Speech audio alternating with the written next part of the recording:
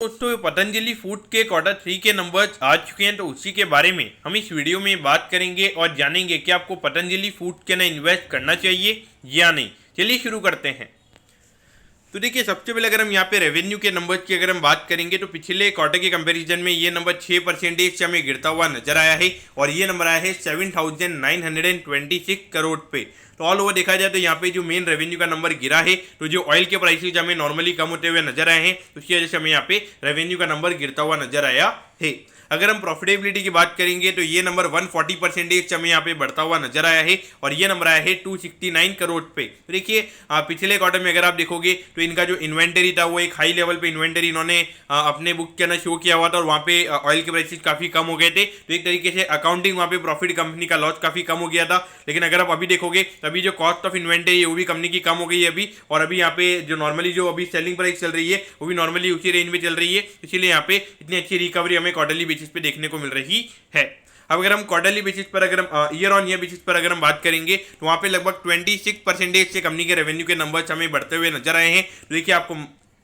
ये बात समझनी चाहिए कि पिछले साल जो ऑयल के प्राइसेस थे वो लगभग 10 से 15% अभी के जो प्राइस हैं उसके मुकाबले ज़्यादा थे। उसके बाद में भी अगर 26% का ईयर ऑन ईयर बेसिस की ग्रोथ अगर हमें रेवेन्यू के नंबर्स में अगर देखने को मिल रहा है तो डेफिनेटली यहाँ पे जो फूड वाला बिजनेस है वो यहाँ पे कंपनी का काफ़ी अच्छा करता हुआ हमें नजर आ रहा है। अब अगर हम ईयर ऑन ईयर बेसिस की अगर हम बात करेंगे तो यहाँ पे लगभग 15% से कंपनी के नेट प्रॉफिट के नंबर्स बढ़े हैं और ये नंबर आया है 269 करोड़ पे। यहाँ पर अगर आप देखोगे जो नॉर्मली नेट प्रॉफिट का जो मार्जिन है, तो पिछले साल जो ऑयल के प्राइसेस अपने ऑल टाइम हाई बना रहे थे लगातार, तो उसकी वजह से वहाँ पे मार्जिन कंपनी का काफी एक्सपांड हो गया था और उसी के हमें यहाँ पे जो अभी जो ऑयल प्राइसेस गिरे हैं उसी के हमें यहाँ पे थोड़ा मार्जिन यहाँ पे कंपनी का कम होता हुआ नजर आ रहा है। लेकिन देखिए, एक चीज आपको समझनी चाहिए कि अभी धीरे धीरे अगर हम देखेंगे जो ओवरऑल कंपनी का रेवेन्यू है, खास करके अगर आप देखोगे अभी लगभग 8,000 करोड़ का रेवेन्यू कंपनी ने रिपोर्ट किया है, इसमें से लगभग 1,500 करोड़ की अगर हम बात करेंगे तो अभी फूड बिजनेस आना स्टार्ट हो चुका है। तो देखा जाए तो लगातार अगर आप देखोगे तो कंपनी का फोकस यहाँ पे हाई मार्जिन वाले बिजनेसेस के ऊपर अभी ज्यादा नजर आ रहा है। फूड बिजनेस के अगर आप देखोगे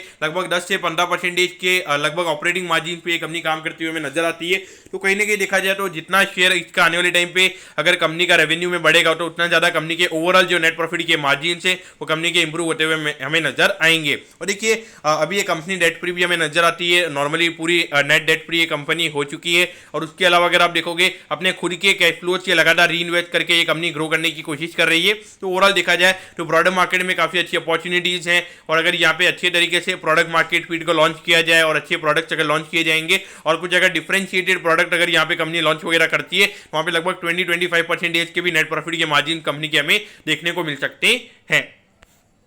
तो देखिए, बहुत सारे लोगों का ये मानना होता है कि ये कंपनी का IPO भी आया था और उसके बाद में लगभग अगर आप देखोगे लगभग 1300-1400 तक ये स्टॉक रैली हुआ था। तो यहाँ पे आपने क्या करना चाहिए? तो देखिए, मेरे ख्याल से देखा जाए तो मुझे लगता है कि ये कंपनी प्रीमियम वैल्यूएशन पे हमें ट्रेड होती हुई नजर आएगी, क्योंकि खास करके अगर आप देखोगे Patanjali as a brand name की अगर आप बात करोगे तो नॉर्मली उसकी वजह से भी एक प्रीमियम वैल्यूएशन ये कंपनी को मिलता हुआ नजर आता है। और उसके अलावा अगर हम इनके ओवरऑल रेवेन्यू की अगर हम बात करेंगे तो वहाँ पे जो फूड का शेयर है टोटल रेवेन्यू के अंदर वो यहाँ पे लगातार हमें बढ़ता हुआ नजर आ रहा है। तो उससे अगर आप देखोगे जो कंपनी के ROC वाले नंबर और जो ROE के नंबर यानी कि जो रिटर्न रेशियोज है वो यहाँ पे कंपनी के हमें इंप्रूव होते हुए नजर आएंगे। और जैसे ये जो रिटर्न ऑन कैपिटल अगर आपकी अच्छे से इंप्रूव हो जाती है तो वहाँ पे नॉर्मली लोग ज्यादा रिटर्न एक्सपेक्ट करते हैं और कहीं ना कहीं वहाँ पे जो वैल्यूएशन वाइज अगर हम बात करते हैं तो एक री रेटिंग वहाँ पे कंपनी की होती हुई नजर आती है। और देखिए, अगर जो कंपनी का अगर हम देखेंगे जो कंपनी ने टारगेट दिया आने वाले 5 साल में लगभग 50% का जो उनका रेवेन्यू है अगर वो उनके फूड बिजनेस से लेकर आना है, तो अगर वो करने में अगर कंपनी यहाँ पे कामयाब हो जाती है तो वहाँ पे डेफिनेटली अगर आप देखोगे एक अच्छे नेट प्रॉफिट का मार्जिन कंपनी का हमें नजर आएगा